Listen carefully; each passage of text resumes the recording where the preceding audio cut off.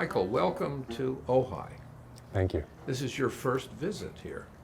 It is. I mean, apart from the astonishing natural beauty, it strikes me as a very warm, open place. How did you and Patricia Kopachinskaya meet? I got an email from her. We had never met. She had heard some music and she said some kind things about it and asked for more. And at some point in that correspondence, she asked if I might be interested in writing a concerto for her. You know, every composer approaches writing differently.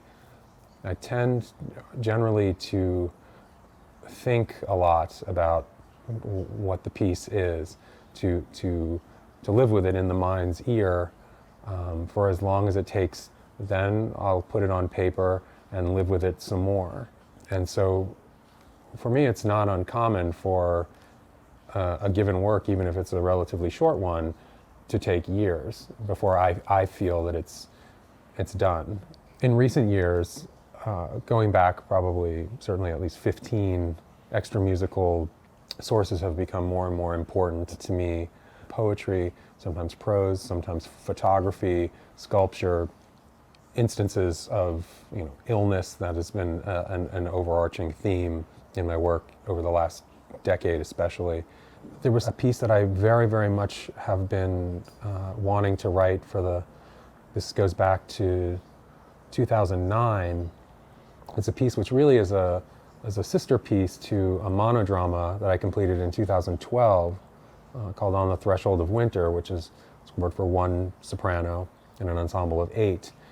I crafted a libretto on the text of a Romanian poet, Marin Sărescu. Libretto is built around the last poems that he wrote in his life, over the last 5 weeks of his life.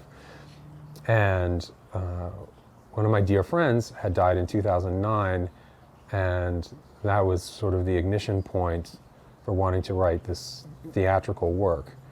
When I wrote the original monodrama, I was not certain how I would have felt about that being presented publicly due to the personal nature of it. But this second piece that I was considering, those feelings were even more pronounced. But when this opportunity came up,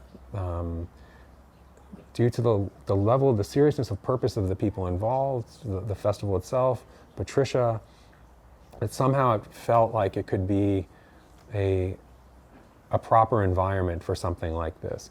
And I think that the fact that the artists themselves are given such leeway, such liberty to be themselves, to create an environment for the music that's important to them, for the music that the artists want to write, and I think leads to to artistic endeavors that just simply wouldn't materialize if that trust wasn't put into the artists.